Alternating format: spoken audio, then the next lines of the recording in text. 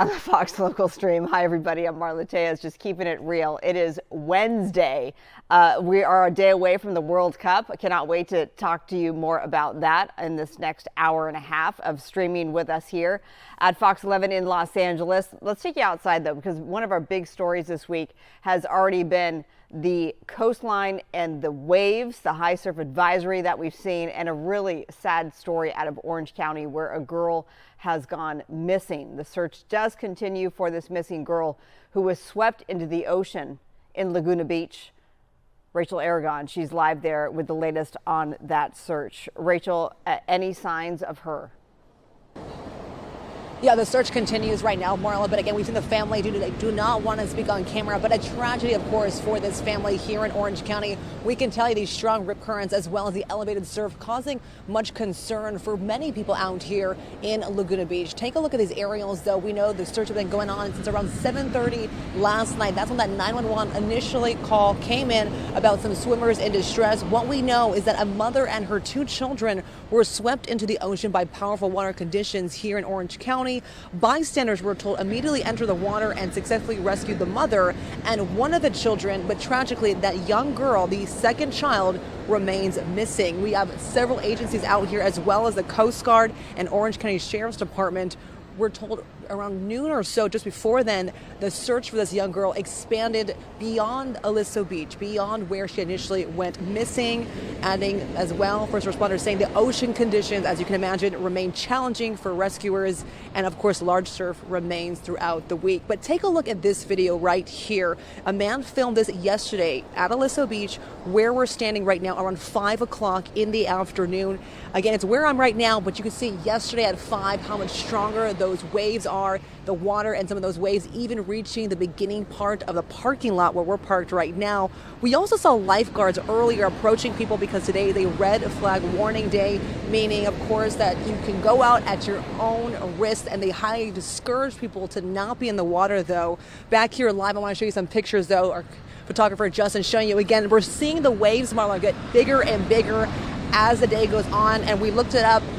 High surf, high tide around 6 o'clock this afternoon, so of course we'll be moving away at that point. We also know a little bit more about those bystanders as well that helped rescue the mother and that child. They were evaluated, but they are in stable condition, which is good news. Again, the family that was still out here right now, and it is such a tragedy, they are holding out hope, but the rescue mission again has expanded as of 11:30 this morning, and again, even the Coast Guard out here right now. I can tell you, we talked to families who came from out of state to visit here. It's basically summertime, right? And they quickly turned away when they realized just how dangerous and how big these waves are. So again, so many people out here, including lifeguards, discouraging people from getting inside that water today. Yeah, I mean, when we were live yesterday out there, the hundreds of people who showed up at the Wedge in Newport Beach, just it was something that I hadn't seen in all my time here in Southern California. People coming from far and wide to get a glimpse of those waves. Obviously, this is so tragic, and we are holding out hope for this girl. Is she a local girl? Is this a family who's sort of familiar with the area? That's something that we're still looking into right now. I actually reached out to the police chief about that, but I'm going to give you a better look so you can see just kind of the waves and the backdrop here. We're still trying to get a picture and better idea, again, if they're local, if they're visiting. We talked to families, though, both here are locals as well as visiting. And the locals, they were telling me, Marla, that it's been a long time since seeing the waves reach the parking lot. They said usually when we see this kind of treacherous conditions, it's usually during a big storm when the weather is pretty bad. It's a little deceiving, they said, because the weather looks so good, right? It looks beautiful. You want to be out here on the beach. And I think that's what's really catching some people by surprise and what's going on here. Well, with that said, is there any signage up? The signage are the typical signs that you would normally see, nothing in terms of the elevated concern about the high tide or whatnot. We've seen social media posts, of course, put out by the city of Laguna Beach as well, but nothing out of the ordinary. They did close off this parking lot just for pretty much media, I will say. Again, but we're going to probably see the peak of those waves again around 6 o'clock this evening. Okay, but right where you are, I mean, you seem awfully close right now, but clearly you feel safe enough to be where you are. I do. And again, we're probably going to move shortly after this, Yeah. and we're parked a little further in. But I can tell you, for our 5 and 6 o'clock stories that will be live, we'll definitely be in a different location. Yeah, I mean, this is a good time to remind everybody, if you are caught in a rip current, you don't want to fight it, if I'm not mistaken. You want to swim with it across the shoreline horizontally. Is that right, Rachel? That is right. And something else I learned today from Maria Cuban in the morning show, she actually said, make sure you don't have your back to the ocean, right? It really does creep up on you. And so there's so many things to really keep in mind, as well as if you're going to be on the beach, even just hanging out on the sand where it's creeping up, stay near the lifeguards, stay where there's people around where they can see you, right? So there's so many things you can do to really take that extra step to be safe out there. Yeah, I just want to make sure that is, yeah, you're supposed to stay calm, which is a whole lot easier said than done. Swim parallel to the shore to escape the channel, and then swim back to the beach at an angle. I just quickly looked that up because I didn't want to get, that vital information wrong. God forbid somebody is caught up in a rip current. So beyond it is beautiful, deceivingly beautiful in that we know the danger out there. Other than that, are the people that you're talking to today, are they mainly locals or are they coming from near and far? A little bit of both. We have some relative locals, if you will, maybe something from northern Orange County or more southern Orange County, right? But a lot of people also just wanting to see these high tides and these high waves. But we did see lifeguards going person by person to those who were kind of inching closer in the water, reminding them again it's a red flag day, meaning really at your own risk do so, but they're really discouraging people not to get in the water. Justin's your photographer today, Rachel, is that right? He is, yes, that is correct. Okay, Justin, thank you for this live shot. Justin O'Brien behind the camera here. That looks like, is that a Coast Guard cutter out there? It could very well be. Like I said, the Coast Guard's out here. We know Orange County Sheriff Department also out here. I think you showed some aerials earlier that showed some search teams in green as well. This has been, almost 24 hours inching closer to the search, and again it's expanded. And something else that emergency personnel want to stress, that while you may not see as many out here in the immediate area, that's because they're being spread out for this search. That means that they were trying to stress they are not withdrawing the search, they're just trying to expand geographically, because they said as the water and the tide continues to get bigger, unfortunately that means she could be in further location or further radius, okay, right? So they're really stressing to people that the search is continuing. And the search is mutual aid in that it's the Coast Guard. You mentioned Orange County Sheriff's Department. Any other agencies involved? I believe a few other agencies as well. Laguna Beach, of course, Marine Safety is like the main agency that's really directing all of this, but it's very much a coordinated effort. Okay. Rachel, anything else you'd like to add? Just be careful. So many families, again, that we've seen come here, turn around, and it's probably for the best to really just stay out of the water. It's only going to get worse, as we know, throughout the day, and the high tide as well as the high surf is continuing throughout the week. Yeah, I mean, I believe that's through Thursday night. Let me just double check that, and maybe you can confirm that.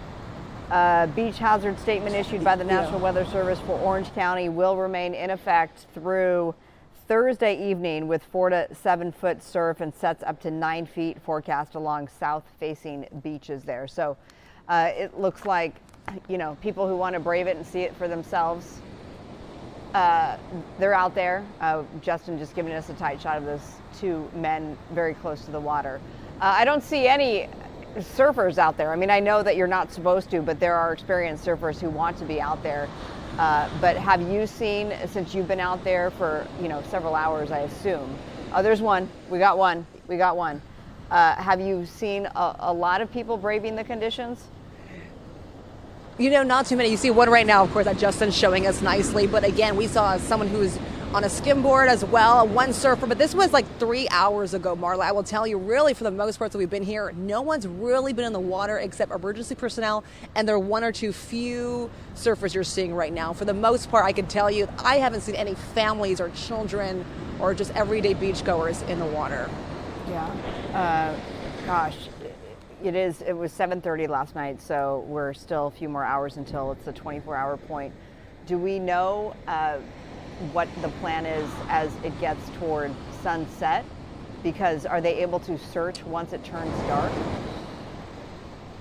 I think that's a big question, right? We're curious to know as well. We did reach out to the chief of the Laguna Beach Marine Safety for more information. I know they'll update us when they can, but they did stress again, as the tides get bigger, which it will, by 6 o'clock and peak this evening, that's when the search really gets challenging. And they even addressed that. They said these conditions is making it harder, right, for the search, but they're not giving up and they are continuing. And we don't know how the age of the girl who was swept away? No, we have heard young as well. And again, the big question I know a lot of people have been asking is whether or not it was a local family or, you know, someone from visiting. But I can tell you they've been out here throughout the entire day still. I just saw them a few minutes ago before this live shot right now. And they're still here. They're still here holding up hope. And I know it's tough for them. And they have some family out here with them. But yes, it's 7:30 last night. So we are inching closer to that 24-hour mark. Okay, well, beautiful shots here from Skyfox, but it's just so sad. And I feel for the mom, and thank goodness for people who helped rescue the mom and one of her children anyway. So we are holding out hope, and we will continue to follow along. Look forward to your report tonight on the Fox 11 News at 5. Rachel Aragon, thank you so much. All right, we'll be back in 2 minutes right here on the Fox Local Stream. Stay with us.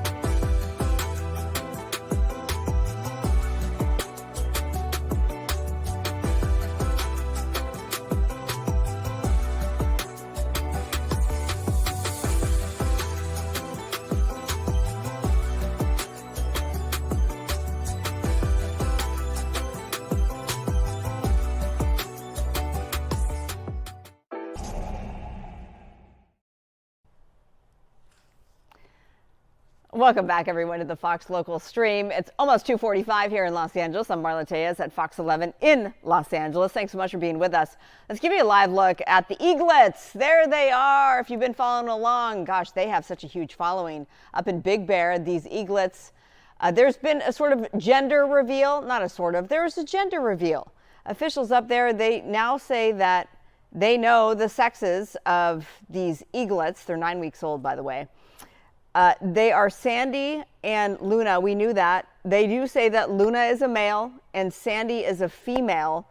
The only way that they are able to determine this, and this isn't official, but for the experts who study this, they say that vocal pitch is a key indicator. So they've been able to listen enough to be able to tell that Sandy is a female, Luna is a male. And the vocal pitch is sort of like, it is like us. In that the male has a deeper pitch, and so that would be Luna, and Sandy has a higher pitch. So but looking at them right here, I don't know which is which, but I've learned a lot about these eaglets. And at 9 weeks old, they are, branching out, if you will. You've probably seen them spread their wings. They haven't flown the coop yet. They will do so in the around 10 to 14 weeks old. So anytime now, but they're not going to be gone for good at that point. They come back, they learn how to basically spread their wings, fly for a little bit, they come back. It's sort of a practice round, if you will. About their head, when do they get that namesake iconic white head coloring? That doesn't officially happen until they are fully matured at 4 years old. So with the wind blowing, you can see some of the white underneath the feathers there. They're so pretty. But they actually don't get that white head until full maturity, and that is about 4 years old. I didn't know that. I've learned a lot. Mom and Dad aren't there, by the way. They're home alone. But I feel like we're babysitting them right now. All right, Sandy and Luna. Have a great afternoon. Maybe we'll check back in with them in just a bit. In the meantime, let's get to this serious story. This is something that we followed extensively here out of Garden Grove. Federal authorities, they served a search warrant on GKN Aerospace today. That is the company responsible for the dangerous hazmat situation that forced thousands of people to evacuate for days. We're talking tens of thousands, about 50,000, 55,000 people in all.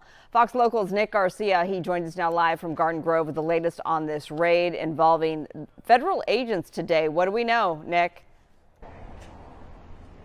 Well, Marla, what we know is that search warrant, I just was reading through it. We know that those federal agents are looking for any kind of evidence that could indicate some sort of wrongdoing or laws broken that led to or supported or kind of led up to that leak, that chemical tank failure. We'll take you to some of that video from earlier from Skyfox showing, the large scene of federal agents that were here. They were here just until maybe an hour ago, so they were pretty thorough in their search of the buildings here. It's several different buildings, all kind of connected by one. It does seem that most employees of GKN have left for the day, not knowing how long that raid would have taken. Like I said, they were here this morning and continue to be here until about 1 o'clock this afternoon. Again, back on the week of May 20th, one of those tanks containing methyl methacrylate, or MMA, very toxic chemical used to make plastics, was leaking and heating up to the point where it was either going to explode or have some kind of massive failure and leak all over the area here. Again, prompting, as you mentioned, Marla, 50,000 people, more than 50,000 people to be evacuated, not only here from Garden Grove, but also neighboring Stanton, and forcing them out for several days. There was also that kind of back and forth, those evacuations getting dropped in the first day and then being issued again when they realized the serious nature of the OC Fire Authority having to take over here. I can tell you as well, last night a senior vice president from GKN was at the city council meeting. It's the first time we've really heard from the company there. He issued a formal apology, but it really wasn't sufficient for the city council members or the residents who are there. A lot of people are frustrated. They're wanting to know, is MMA going to be back here at this facility? A lot of them do not want that, including the city council.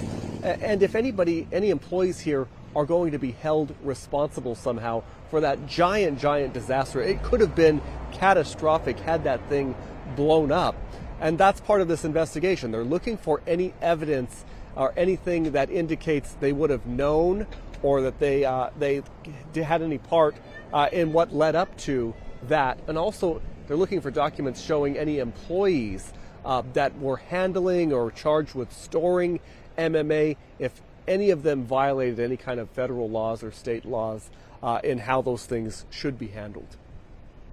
Also, looks like they may have some plumbing issues because a plumbing truck just showed up during your live shot just now, right behind you. So that's obviously could very well be right.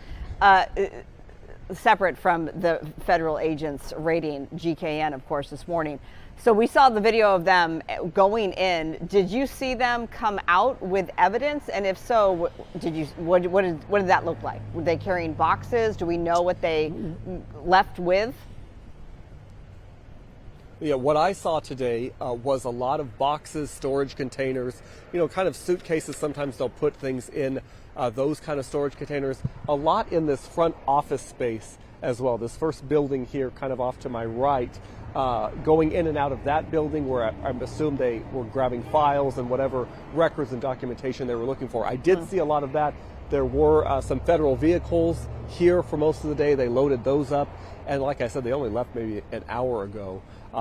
Garden Grove police remain on site here, though, probably just securing the facility here. Do we know if they have plans to be back? The GKN employees? Well, sure. That I was asking investigators. specifically about the federal agents, if they would come back tomorrow for more evidence, for instance. In speaking with the FBI earlier today, they supplied us with that search warrant. It seems that they, exhausted their search here. Okay. I could be wrong, but it does seem like this is done for at least this week. Okay. And then you mentioned a representative, I think you said a vice president, showed up at the city council last night. It was last week, and I'm looking it up because I just want to make sure I have my facts straight, that there was a call for them to clean up the tank in question, and that had residents on edge. That was postponed because of some equipment issues, I believe. Do we know if that actually happened? And there was a warning that was put out to the neighborhood that said you're going to smell, maybe I think it was a fruity smell as we clean out the tank. Where does that stand? Yeah, a really, really strong fruity smell. As far as I know, Marla, that has not taken place yet. Those tanks are on the west side of this building, way back in that corner. Pretty hard for us to access, easier to see, of course, from the chopper. As my last, visual on that, there's no change there, and I haven't heard from anybody here that they were smelling anything indicating that cleanup actually took place.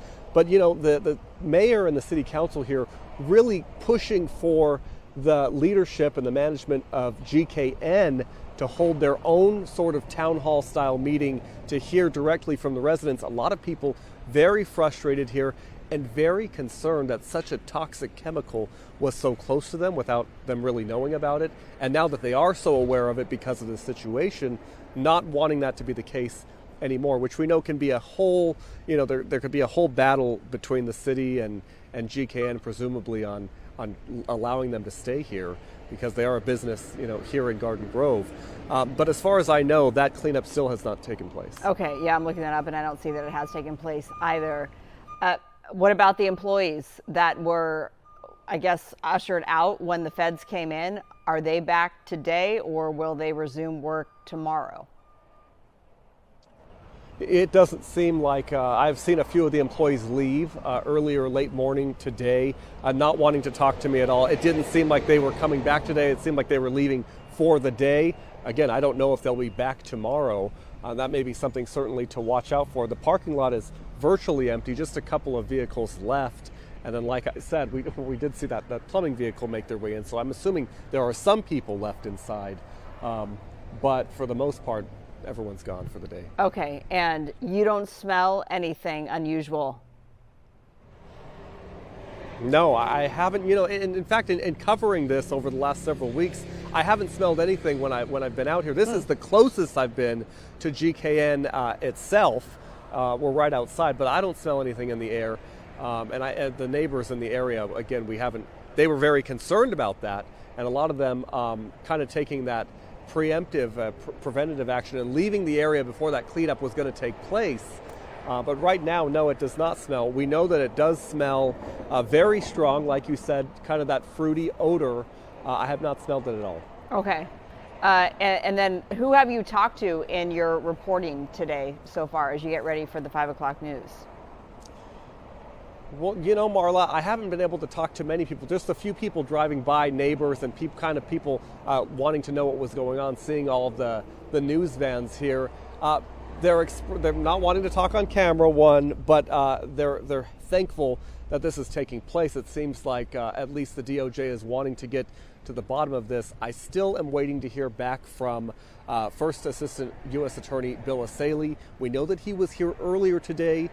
We were not able to speak with him when he was here. We got here after he had left back to L.A., so I'm waiting to hear back from his office. I'm very curious to see what he has to say. I also spoke with, I emailed with GKN Aerospace, their spokesperson. All they could tell me is that they're cooperating with this investigation, nothing more. So still working and hoping to have more for you at 5 o'clock. And if I'd stop asking you questions, maybe you could do your job. Huh, Nick? Huh, Nick? No, that's not what I'm saying at all. I know.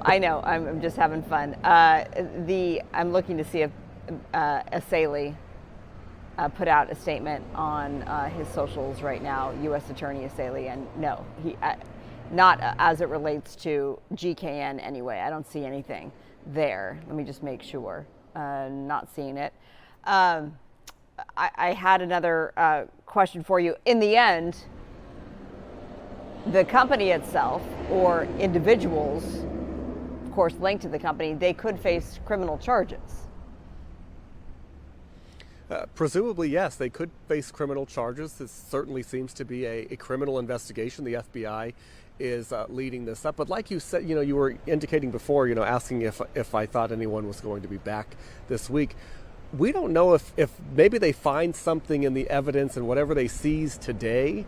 It was a pretty long list of different things that they were checking for, including samples from tanks and documentations in their record keeping here. So if they find something that could lead them to believe that there was some kind of criminal act, they could certainly be back and maybe get another search warrant.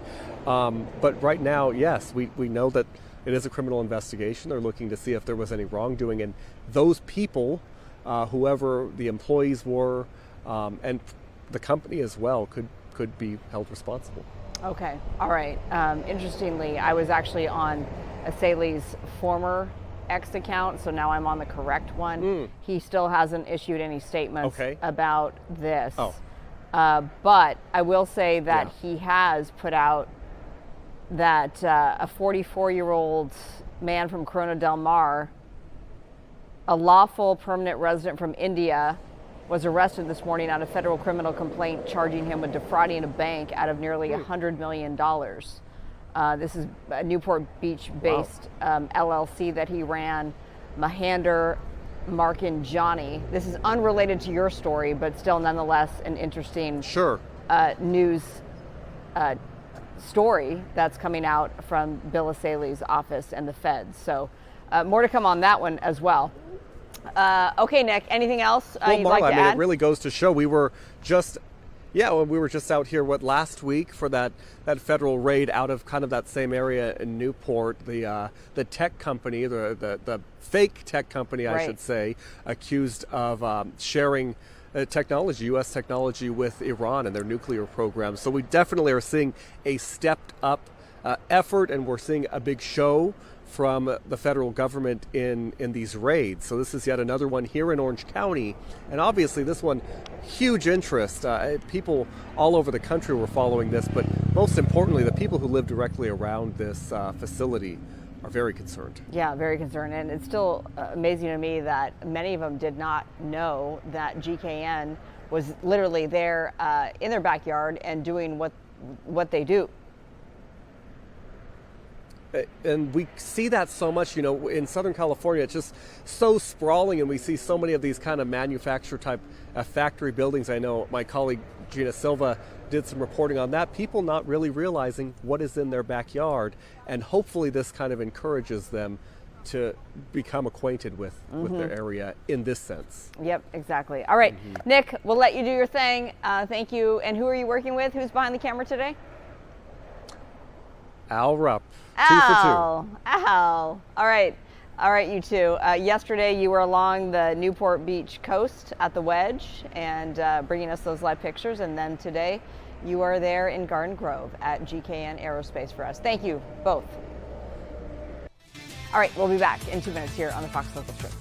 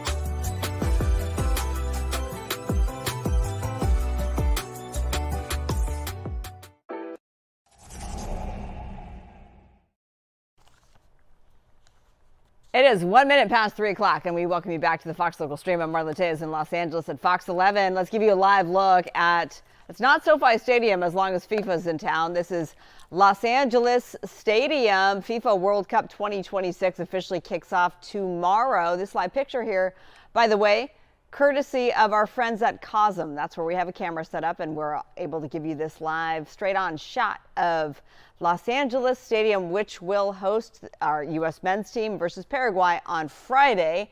And we here at Fox 11, will have crews out there, including myself. I get to be out there. I'm so blessed to be able to bring you some of that World Cup coverage. And officially, our coverage kicks off tomorrow when World Cup kicks off. We have a live look at the Mexico City Stadium. Do we? Oh, okay. Yeah, we do. There we go. And then this is the Mexico City Stadium, because this is where the first game will be played against South Africa, Mexico versus South Africa. That is tomorrow afternoon. We have all the coverage for you. We have a pregame, we have a postgame, we have it all covered for you. And this is the third time that this stadium will host the World Cup, and that is a record, by the way. Meantime, FIFA President Gianni Infantino, he held a press conference today right here at this stadium. Let me say that on Iran, I'm very happy because I went to see myself the Iranian team in Turkey, in Antalya, in March of this year. And when people were saying, well, it would be impossible for Iran to come to the World Cup, I told them and I promised them that they would come, and if I had to go with a bus to Tehran and drive them here, I would do that. Their answer was, we will take the bus ourselves and drive it if need be. We qualified and we want to play. And this is the spirit of football. Now, of course, there are challenges. Of course, it's not easy. I don't know who else would have been able to ensure that in these circumstances, which we cannot influence, obviously, in these circumstances, Iran could come and play. And where Iran plays, the stadium will be full, and I hope there will be a positive atmosphere, because this is football. This is about people forgetting for a moment their realities and being able to focus on a match and on a team. So I'm very happy that we managed to get Iran to come and play in this World Cup. And I'm proud of the work of my team and grateful to the administrations of the three host countries for having cooperated with us to make this happen. And there are some issues that we are still dealing with, of course, to make sure that everything goes in the right way. The second topic is tickets.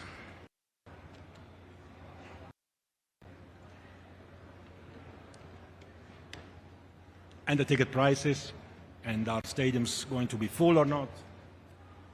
You tell me if I forget something, Brian. Well, don't worry. Or you will tell me certainly as well.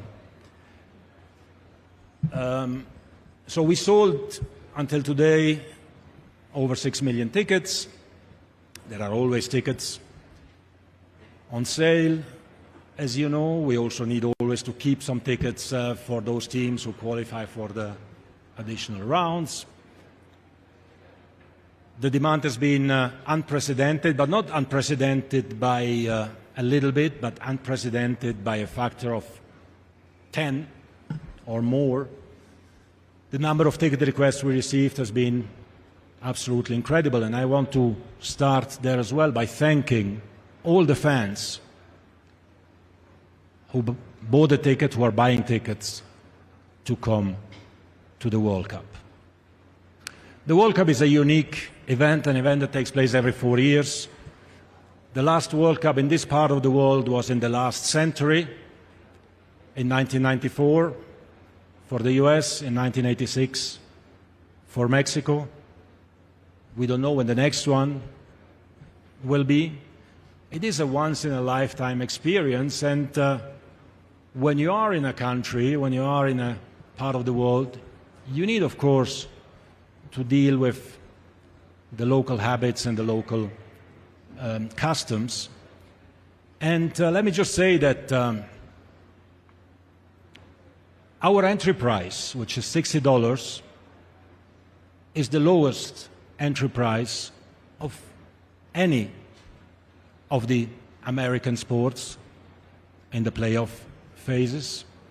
Our average price, which is below $500, is again the lowest of the American sports. On average, if we take the playoffs, I think we can at least compare the playoffs of an American sport with the World Cup. If you look at the final of the NBA, the Knicks against San Antonio, I don't know how many people are watching that on TV, 10 million maybe, I don't know. The World Cup will be watched by 6 billion people.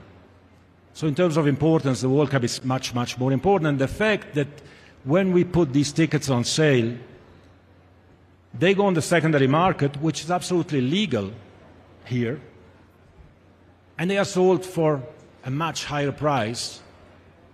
This certainly shows that the prices were accurate in terms of the way they have been determined. You can also imagine that these decisions are not just taken like this, somebody wakes up and decides on a price. There is a lot of analysis, a lot of work, a lot of experts who are involved in deciding what should happen. And when it comes to these legal investigations or complaints that were made in some states in the US, let me say there as well that we are very relaxed about it, because before starting to sell 6.5 or 7 million tickets, we check what we do with the best lawyers, with the best experts. If we do something wrong, then probably everyone selling tickets in North America is doing something wrong as well. But because this makes headlines, it's good as well to put it a little bit in a context. And let's say California, who was the first one. I was in Los Angeles yesterday as well, by the way. Fantastic fan fest there at the Coliseum. Sold out for tomorrow. 40,000 people will watch the opening of Mexico, South Africa in Los Angeles Coliseum. Beautiful. So in California, we sold around 800,000 tickets for the games in Los Angeles and San Francisco. Now, out of these 800,000 tickets, we had 3. Not 3,000, not 300, 3 customers who complained. I think a 4th one came since, so it's 4. And all these cases were solved before, of course, these investigations started. So we welcome every investigation. We are happy to present everything, and we are happy to make our case. But what is most important in all of that is that every dollar that we generate goes back into football. If we were like everyone else in football does by now, selling our TV rights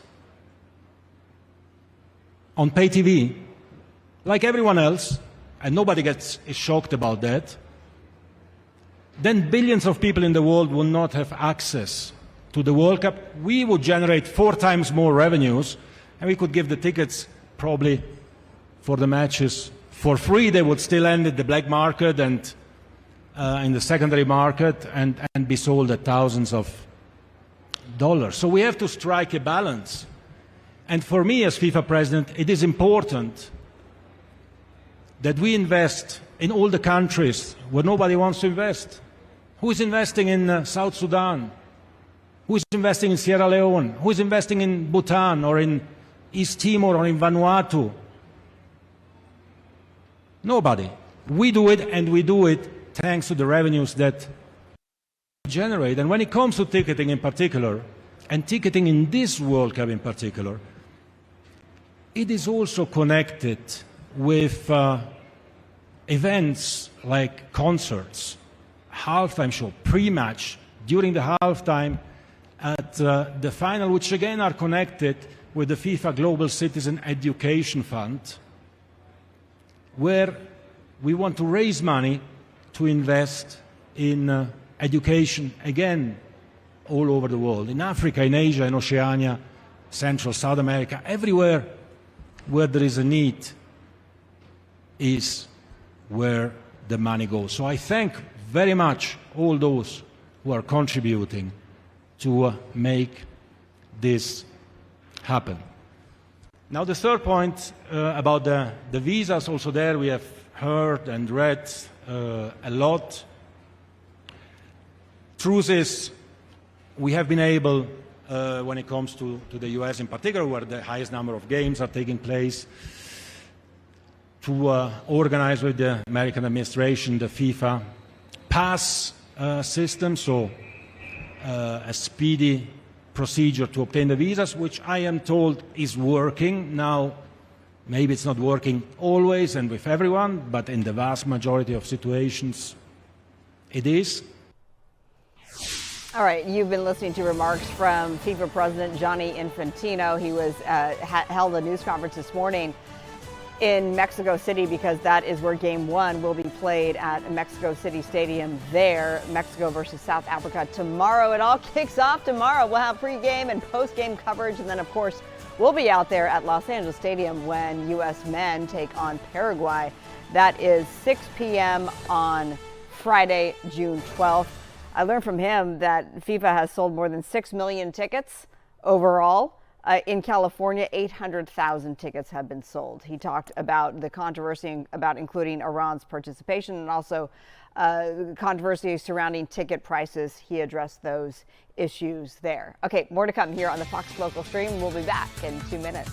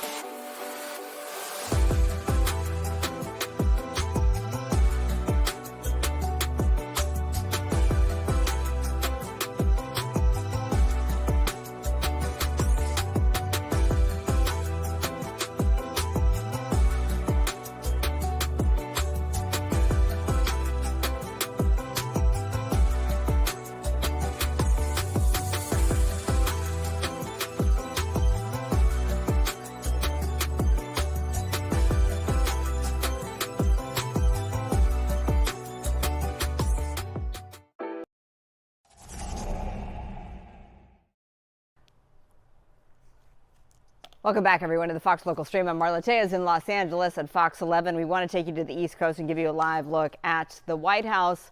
This is because you may have heard the U.S. has launched new strikes in Iran. This is where President Trump has ordered new strikes against, quote, multiple targets in Iran. The president warned today that the U.S. would resume attacks. He was citing slow progress in negotiations for a deal to end the war. He specifically said, and I have this up here, that Tehran would, quote, pay the price for stalled negotiations. Now, separately, Defense Secretary Pete Hegseth said today that Central Command would be busy because Trump, quote, said we will be hitting Iran hard, and we will be. That was Defense Secretary Pete Hegseth. Now, Trump also added today that all Iran has to do is start signing a paper, in quotes, to reach a deal with the U.S. A Qatari delegation, meantime, is reportedly meeting Iranian negotiators in Tehran in an effort to bridge remaining gaps. With all this said, with the strikes continuing, they are still calling this a ceasefire, a 2-month ceasefire. It seems to me, though, that it's a false statement to say it's a ceasefire when strikes are happening. We'll keep a watch on that, of course. All right, let's get you a live look at the ballot counting process that does continue after last week's primary. This is the City of Industry at the Extraction Center, as it is officially called. This has obviously it's been 8 days since that. Here's a look at the LA mayoral race numbers now. The ballot drops happen every day between 4 and 5. So this was yesterday's count. 98%, by the way, of precincts are reporting, so they're almost done. Bass out front, of course, 34%. That has pretty much remained steady. Nithya Raman, she is there at 29%. And Spencer Pratt with 26%. As we know, the Associated Press has called it for Raman so that she will face incumbent Karen Bass in the November general election. We heard from Pratt for the first time today. Well, yesterday he put out a very cryptic post on X. It was just a picture of a mallard, a duck in a pond. That's all it was. So that was very cryptic. Today, though, he did put out an Instagram post, and he basically is calling out Jimmy Kimmel. There's some words between the two. The Jimmy Kimmel on his Late Show last night had said, all right, make do on your promise and leave California, hire a U-Haul truck. And to his comeback, Pratt was to show his burned out lot and says, sorry, Jimmy, I don't need a U-Haul because I don't have anything because my house was burned down in the Palisades fire. So that's the latest there. And by the way, Nithya Raman is scheduled to hold a press conference at 4 o'clock. If that happens right at 4, we're going to bring that to you live. It'll happen on the stream no matter what, whenever that does happen, but it's scheduled for 4 o'clock.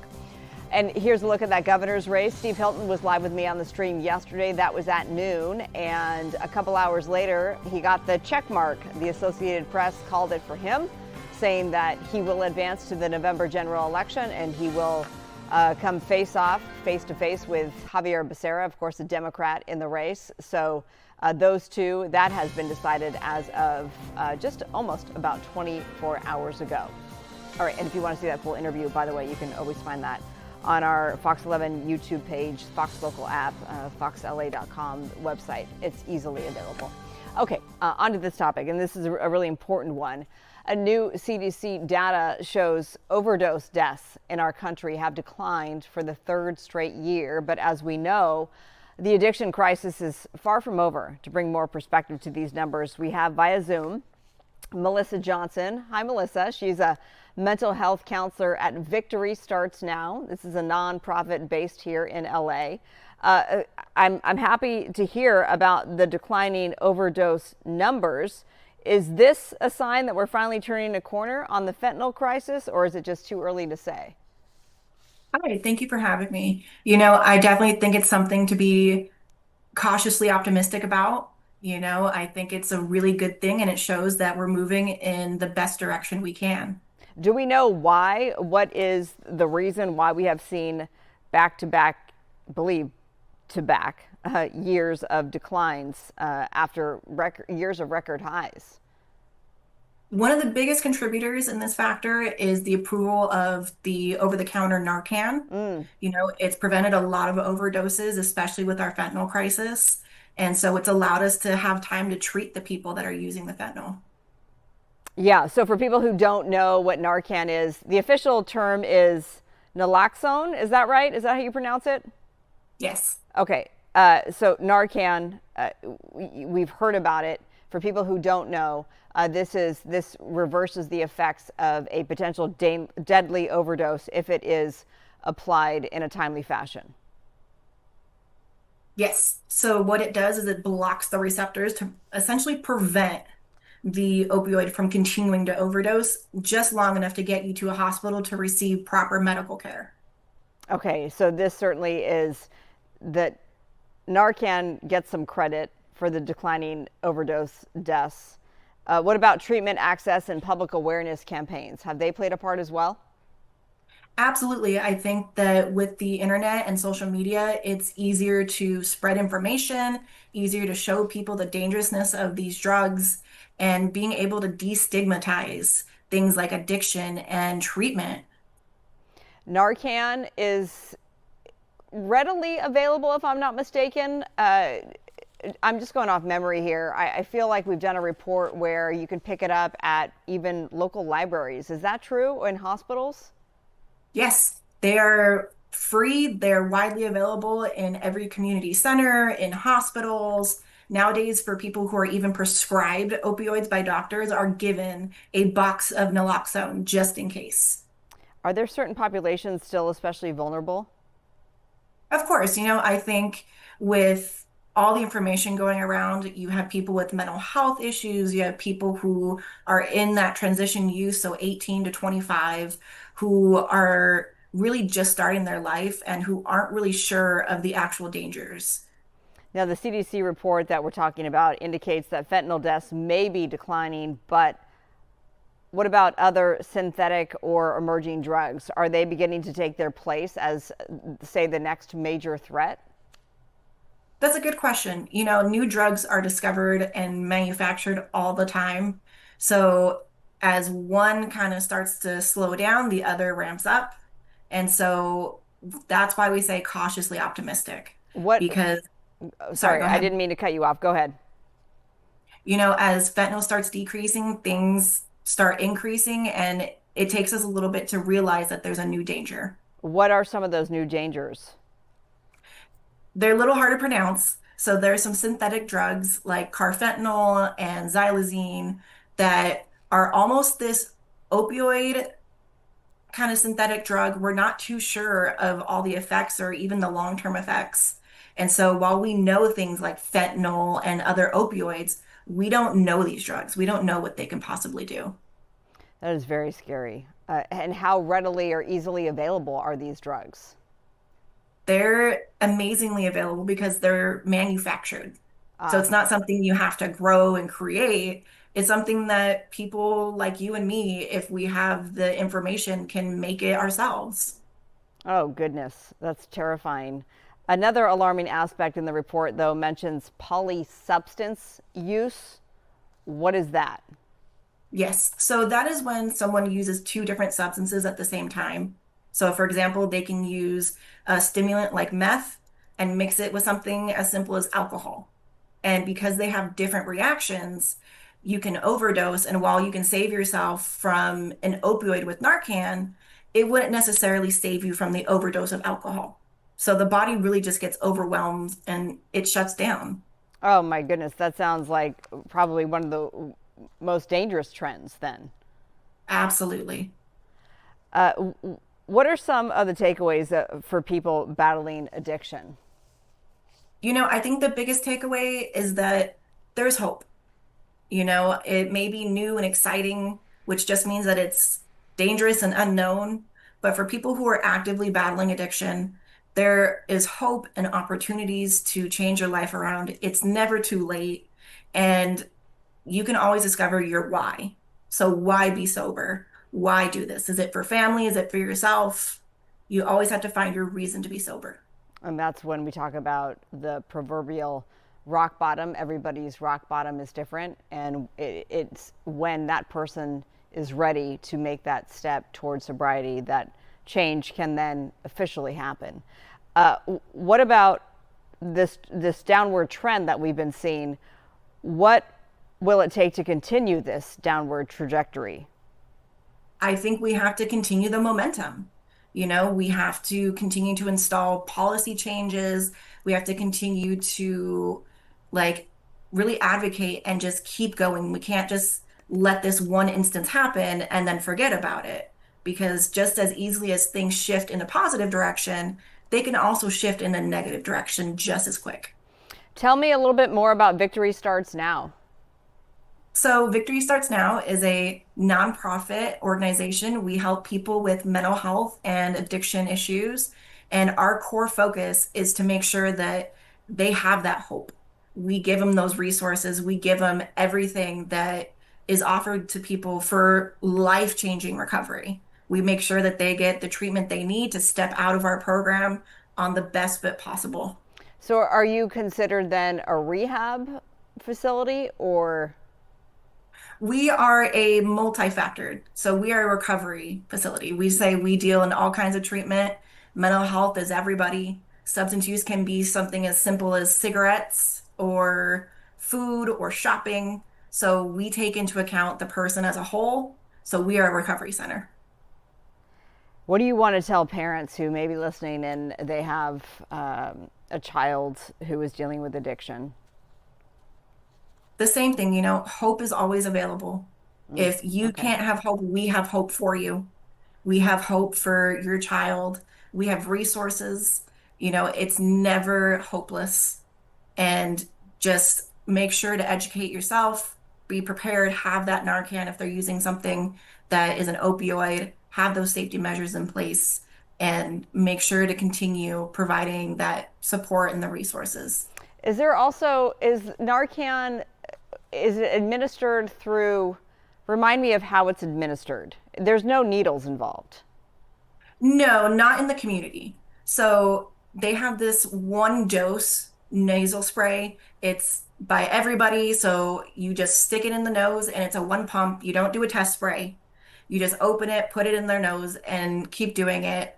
The best part is that you can't overdose on Narcan like you could with the opioid. So you can give someone 5, 6, 7 doses, or even give someone who's not overdosing Narcan, and there's no negative reaction to it.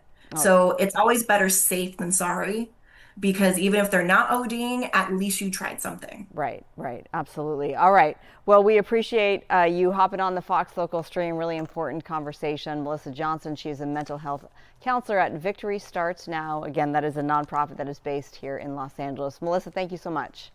Thank you. All right. We'll be back in 2 minutes here on the Fox Local Stream.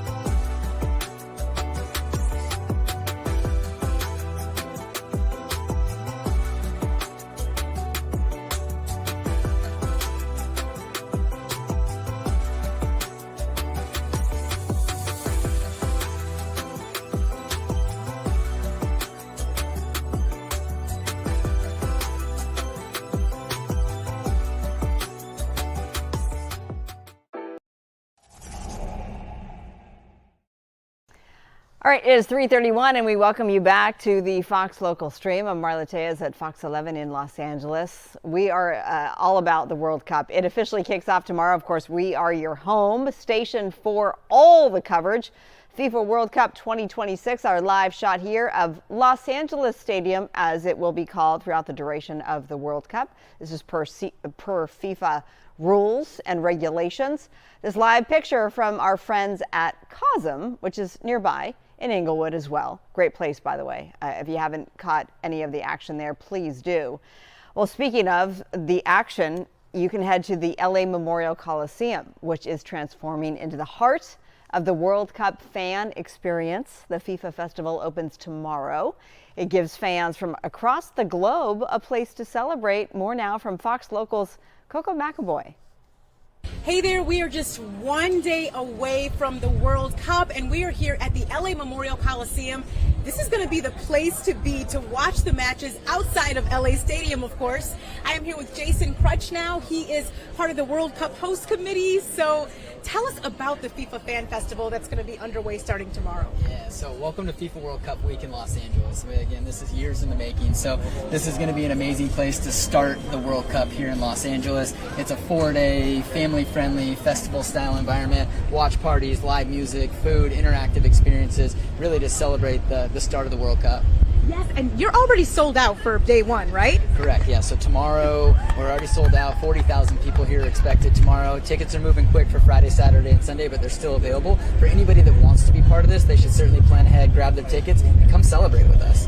And what's cool is this is a 4-day event, but then once this wraps up, there's going to be so much more throughout LA, right? Yeah, so the FIFA World Cup is a 39-day tournament. It's going to be taking place for almost the next 6 weeks. This opening weekend celebration is really that biggest moment to kick things off. And then following, there's 10 official fan zones that are going to be taking place around all over the Los Angeles region. So really just taking these celebrations to different neighborhoods over the remaining 35 days of this tournament, and really trying to create opportunities for anybody that wants to be part of this World Cup experience, either this weekend or throughout the remaining tournament, has an opportunity to do so.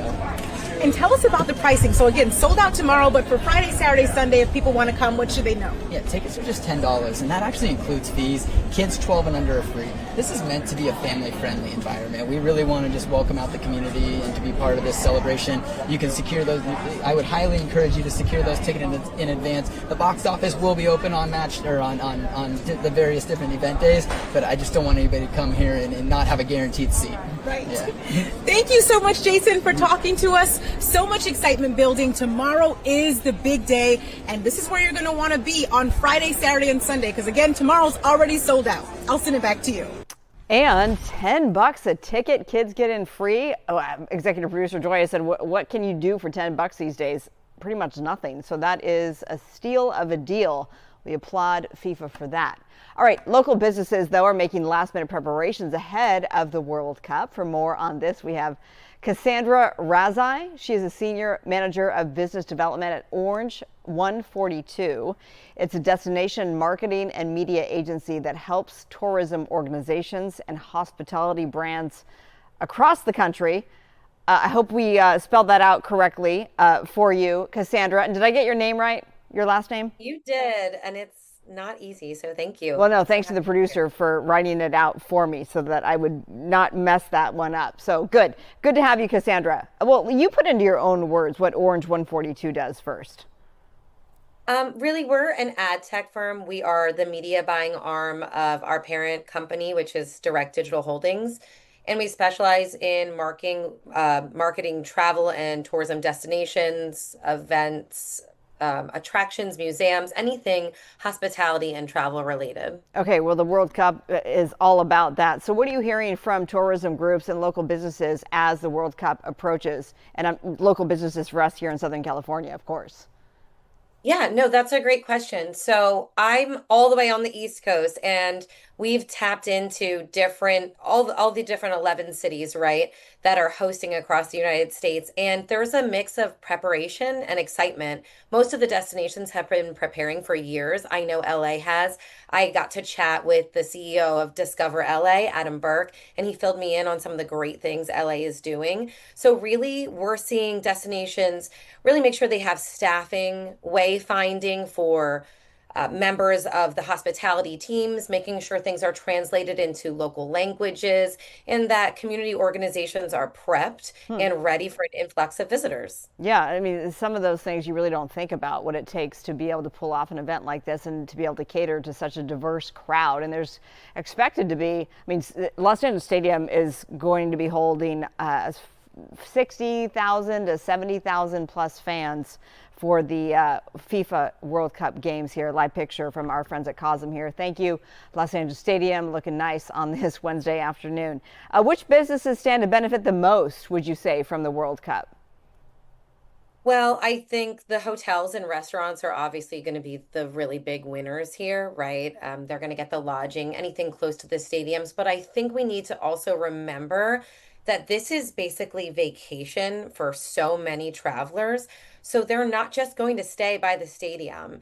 And this is an opportunity for regional tourism bureaus, maybe outside of LA, for instance, outside of Philadelphia, outside of Kansas City, to really have a play, because in between these matches, people need places to eat, things to do. So maybe, retail shopping, museums, family attractions, events and nightlife and festivals like the one that Coco was just talking about. I think it's a great opportunity for all of those players. Yeah, well, you prove that you're watching along on the Fox Local stream. Thank you for watching and referencing Coco.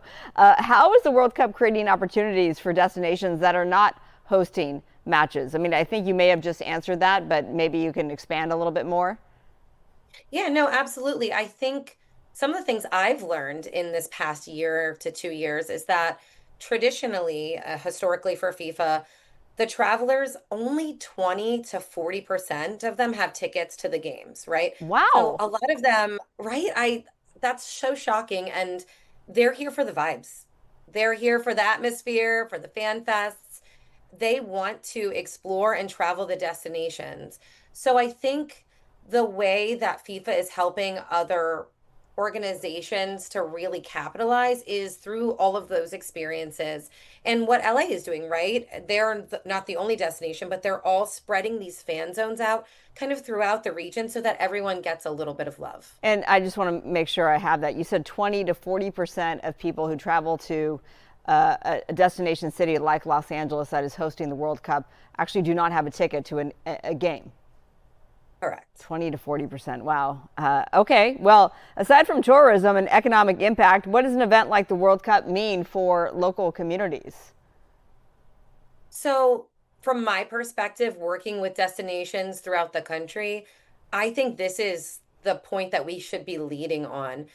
Our cities are going to be highlighted on a global stage. So, just for perspective, in the United States, we see the Super Bowl as our hallmark event.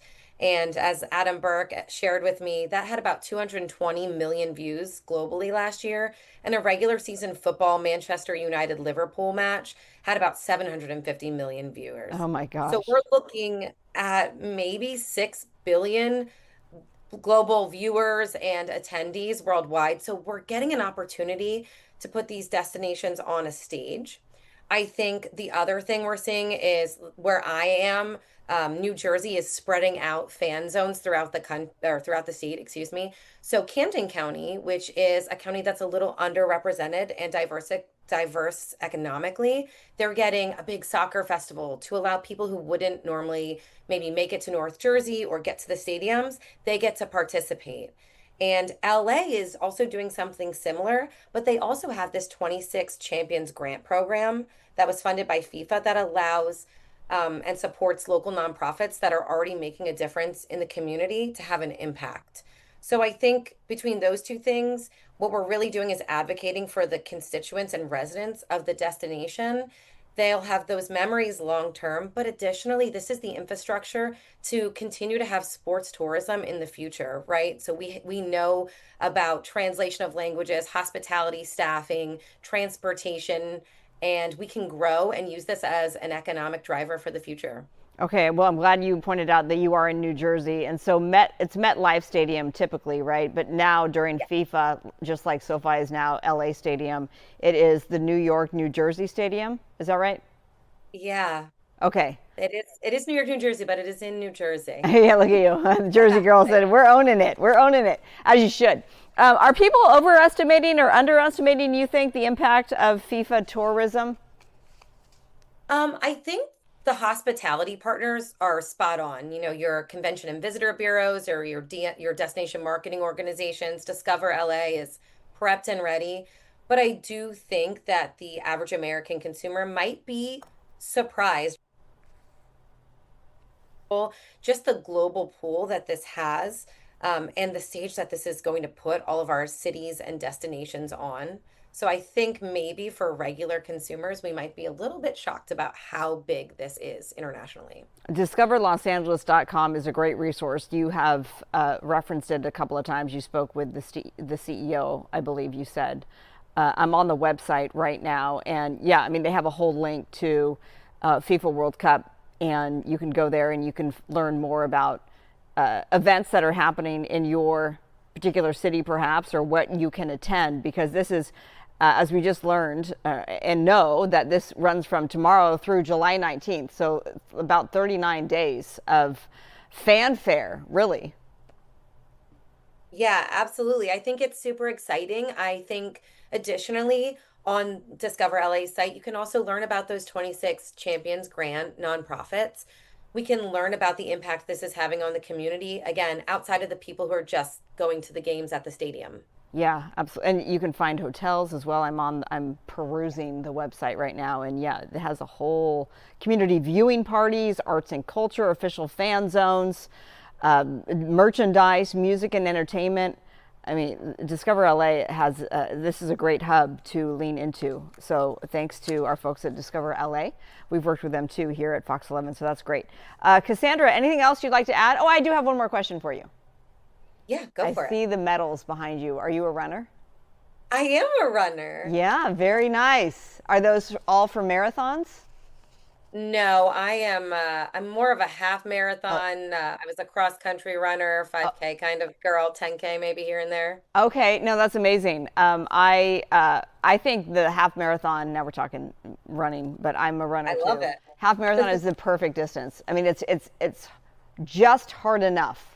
But when you get, I've done a few marathons. The 26.2 is just, it's a feat. It really is.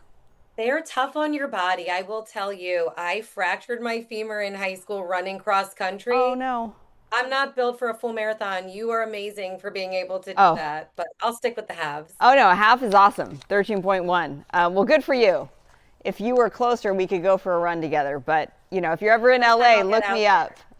I will. Thank you so much for having me. Okay, Cassandra, thank you so much. She is with, let me make sure I get one more plug in for you. Well, you say it. Orange 142. We are a direct digital holdings company. All right, Cassandra, thank you so much. Enjoy the World Cup. Thank you. And we'll be right back in 2 minutes.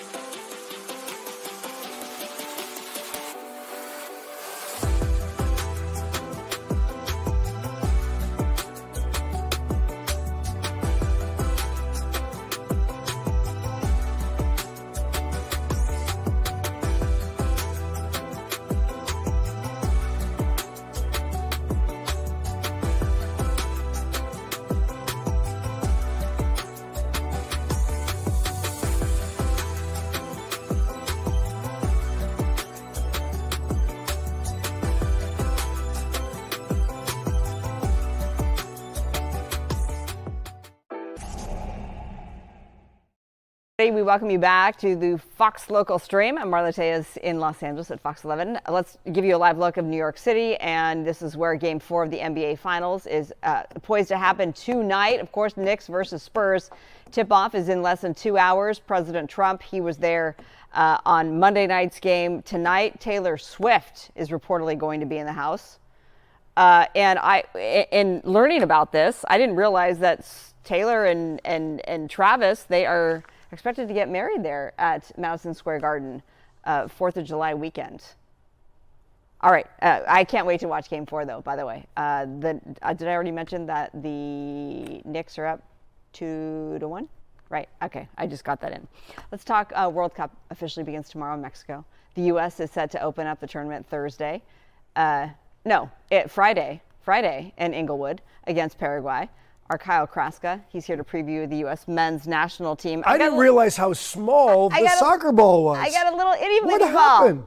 Isn't it? Oh, this isn't the official size? No. It looks so much bigger on TV. Well, I've learned so much from you about the ball. That's cool, right? Yeah, it's a little. Even little the kid. small one is cool. Yeah, the little baby balls. Do we have a SOT? Am I supposed to be thrown to a SOT right now? No. No? Okay. All right. No, but that's cool. I like that. This is yours? Yeah. Oh, you're just gonna. I brought it onto the set because I just got it last night. I was at the. It's a decorative. It's a ornament. decorative. Okay. It's yeah. Like and of course Sloan, my baby at home, she loved it. I bet she did. Yeah, she did. Well, it's colorful. It's a cool looking ball. Right. That's not to go on. You and I have covered this multiple times, but it's just a cool looking ball. Absolutely. The colors on it are brilliant. They represent all the countries, of course, that are hosting. Yep. But it's a great looking ball. It looks like high tech. It is high tech. I can't wait to see what they do with that ball, not only on the pitch, but with the animated graphics and all the things that they'll be able to do with the technology that they get out of that ball. Yeah. Yeah, really excited about that. Adidas Yeah. ball and the high tech Yeah. nature that this is the real one, by the way, of course. 100%. Okay, so how excited are we? Because we've been, preparing for this day you have. By we, do you mean me or do you mean we? The collective we. All of us here. And you. Yeah, we talked about this yesterday, the fact that we've been preparing in our sports department. It feels like almost a year now. I'm sure. And we've known it's been coming for a lot longer than that, but we've at least 6 months we've been preparing because we're doing so many shows here, not only here on the stream, but also on Fox LA, on Fox Los Angeles, shows that will be broadcast around the entire region, all the way up to Seattle, San Francisco. So we've been getting ready.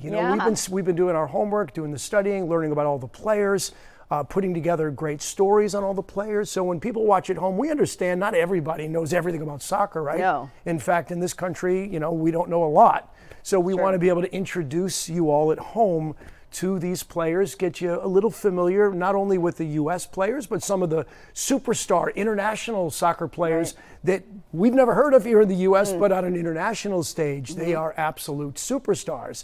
And so I think if you learn a little bit, you take the time to learn a little bit about the countries, a little bit about the players, you'll be more interested in watching the matches. And I think that's what we want. Yeah, so this is bigger and better ultimately, right? Because there's 48 teams.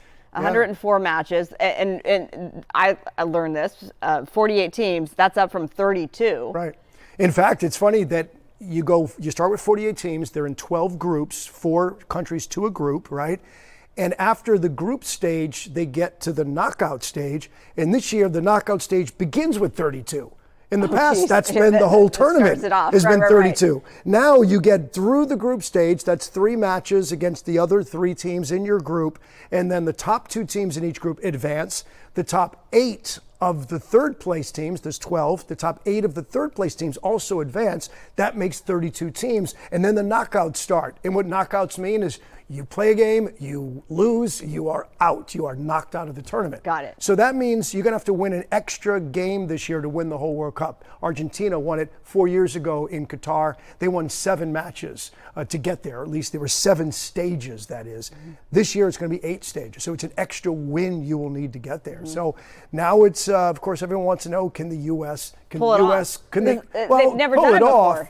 Pull it off a big statement. Okay, When you right. say pull it Yeah. off, you're saying win the World Cup. Right, because they never have. Well, right. They've never come close. They've never come close. Right. And likely, not to throw a wet blanket on this, it's unlikely they will win the World Cup this Right. year.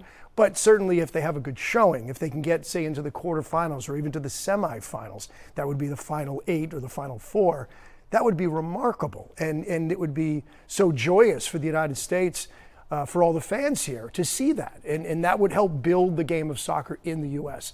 What you're looking at here is, it was Weston McKinney, this is the U.S. men's national team working out. This was earlier today down in Irvine, of course. That's their home base. Great Park is their home base.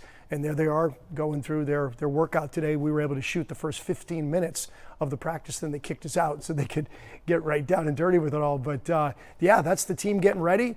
And we are now, less than 48 hours, just a little over 48 hours away from their first match. And it's really important this week for them to really gel and establish that team spirit. I mean, it may sound cliche, but it matters as you go into Friday against Paraguay. And they beat Paraguay the last 2 of 3 times that they faced them, right? They beat them last time in November 2-1, a match that got a little chippy at the end. There was a fight, an actual fight on the pitch at the end of that match between the two teams. So they said there's a little bad blood going into this game.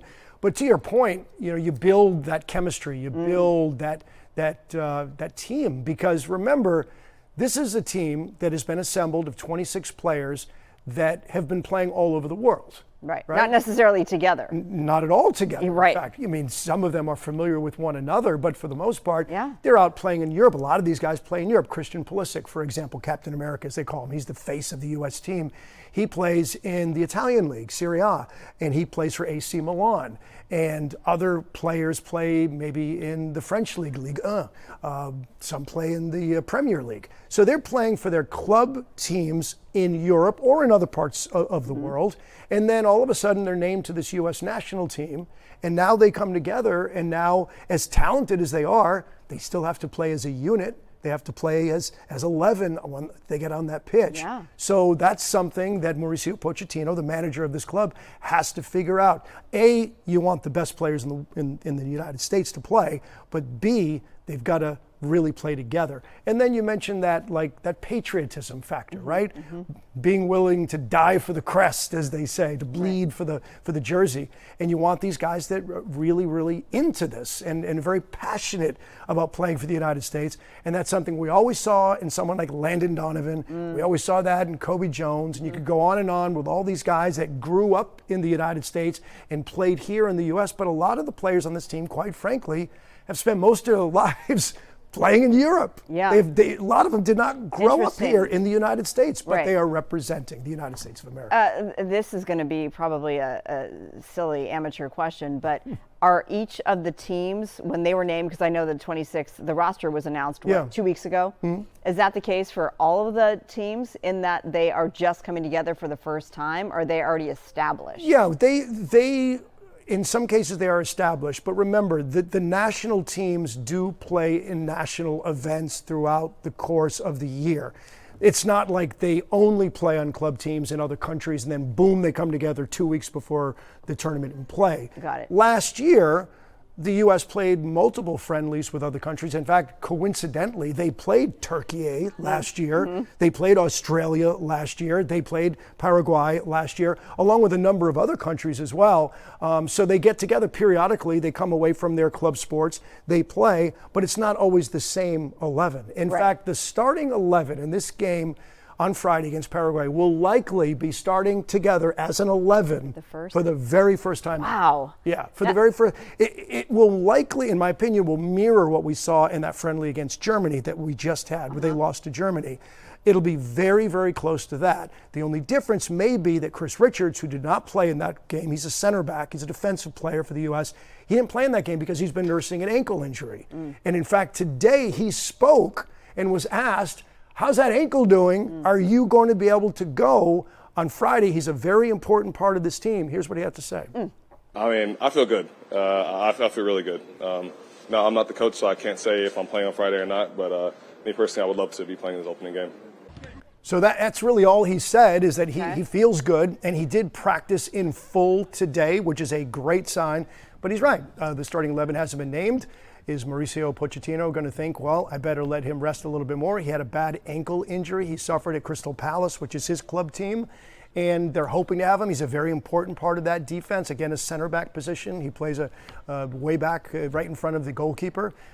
But we don't know. But other than that, I think what we saw in that match against Germany, that's going to be very close to what we see as the starting 11. The big question, who's going to start in goal also, it's going to be either one of the two Matts. It's going to be either Matt Turner or Matt Freese. Matt Turner is kind of the incumbent. He has World Cup experience. Matt Freese, younger, no World Cup experience, but he's been hot lately. So we're going to find out probably just hours before. I was going to say, when is just it? hours before the game. Starting lineup. Who's it going to be? Okay. And of course, that's going to be a big moment for a lot of these, Okay. for Well, these guys. tomorrow is the official start in Mexico City. Right. We're going to be on with some pregame coverage tomorrow. 9 a.m. We'll be on well, not right here. Will we be here too, or no? Do we stream that? Yeah, We'll stream that show? I think, Okay. Yeah. Well, yeah. if we'll not, be on, it'll be here. Fox 11. It'll be here. Yeah. All right, great. It'll be here Good. on the local stream. Good. Can't wait for that. 9 yeah, a.m. and this is a big deal for Mexico because it's a record. It's their third time that they're hosting World Cup. It's amazing. And you see here, right there, the promo starts June 11. That's tomorrow, noon. So we'll be on 3 hours before that match. It's Mexico and South Africa. And I think it's wonderful that Mexico gets to start this World Cup. Like you said, it's their third time hosting, 1970, 1986, and now this year. No country's ever hosted it 3 times. And for them to host it in Estadio Azteca, which will be renamed Mexico City Stadium or Estadio Ciudad de Mexico.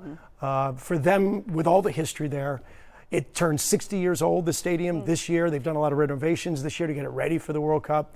40 years ago was the last time they hosted the World Cup in 1986, and it was a great World Cup. It was their best ever. They made it to the quarterfinals that year. That was Diego Maradona, the Hand of God goal that he scored, the goal of the century. Pele played in the stadium in 1970, winning his third cup with Brazil. So there's so much history there. So for it all to begin there at that stadium, I think is so appropriate. Yeah, that seems like it. Well, and we will be hosting, as in we being Los Angeles Stadium has 8 matches. Correct. Okay.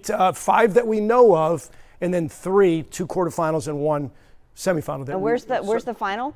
The final is in New York, New Jersey. So okay. That is MetLife Stadium, New Jersey. Right. Yeah. Okay. All right. Well, I look forward to kicking everything off with you tomorrow, can't wait. 9 a.m. I'll be here. Right here on the Fox Local Stream. Ready or not, here we go. I can't wait. Well, I've learned so much.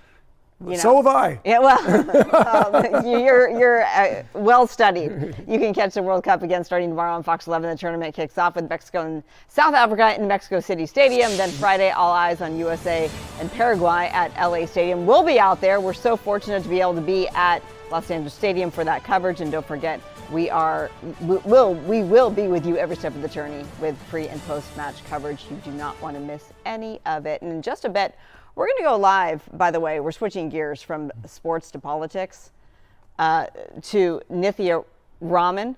She's going to be speaking to the media. Of course, this is after she advanced officially to the LA mayoral runoff in November at the general election. Kyle, thank you so much. Very, very much. And here's a podium. You see the microphone, but you don't see Nithya Raman just yet. So are we... Okay, we're gonna stick with this picture and bring this to you live. That is Josh Haskell at another station. He is stepping into the shot there. We know him. And you see the Nithya Raman sign right below that is pasted on or taped on to the podium. So again, as it relates to the LA mayoral runoff, it was earlier this week that the AP called it, that was on Monday, in fact, for Raman after she really extended her lead over Pratt. Sunday was the first time she overtook Spencer Pratt, the Republican in the race. And I say that she's the progressive, Karen Bass, the Democrat incumbent. I bring up their political affiliations, but please note that the mayoral race is a nonpartisan race. Nonetheless, party affiliation does play into it. So Pratt was overtaken by Raman on Sunday just by about 3,100 votes. When the ballot drop happened on Monday, she extended that from about 3,100 votes to 22,000 votes. Now it's well beyond that. I could pull up the numbers to give you exact numbers, but in any case, the Associated Press called it for her, and now she is scheduled to give this press conference. Do we have a location? I'm just asking the booth here and our producers to see do we have a location of where this is, by the way? Okay, it's in downtown Los Angeles. Oh, it says right there. Hello, downtown LA, but exactly where, trying to figure that one out as well. Interesting to note, though, Nithya Raman, of course, she is a city councilwoman in Los Angeles. She announced her candidacy for LA mayor hours before the deadline to announce your candidacy. She backed Bass in Bass's run for mayor last election cycle. And now, obviously, they are going to be in this runoff in November. So it'll get ugly. You know that. It already has gotten a little mudslingy, if you will. This is what happens in these political races. Interestingly enough, as a councilwoman, her district, she did not win her district in the LA mayoral race so far in the number count there. Other people in her district clearly weren't happy with her because she didn't win the district. But still, with that said, there are obviously it's not just her district who voted. It's the greater city of Los Angeles and registered voters. So she did come out victorious. Spencer Pratt broke his silence, if you will, on Instagram today. We haven't actually seen him, but he did post some video that showed his burned down home, his lot that is just still a whole lot of debris on it. And I do think, though, that has since been cleared, but this is older video. But he had put out a statement, essentially a response to Jimmy Kimmel, late night host, who last night said, all right, make good on your promise, Pratt. You said if you were to lose, you were going to move out of California and, get a U-Haul. That was what Kimmel said in so many words. Well, Pratt took to social today, posted his burned out lot, and said, I don't need a U-Haul, Jimmy, because I don't have anything because my house was burned down in the Palisades fire. Again, I'm paraphrasing, and maybe we could even pull that up. But in any case, that is the first time we've really heard from Pratt. Before that, he posted on X just a picture of a duck floating in a pond. Okay, I'm being told right now that we are going to take a quick 2-minute break and then come back. And maybe Nithya will have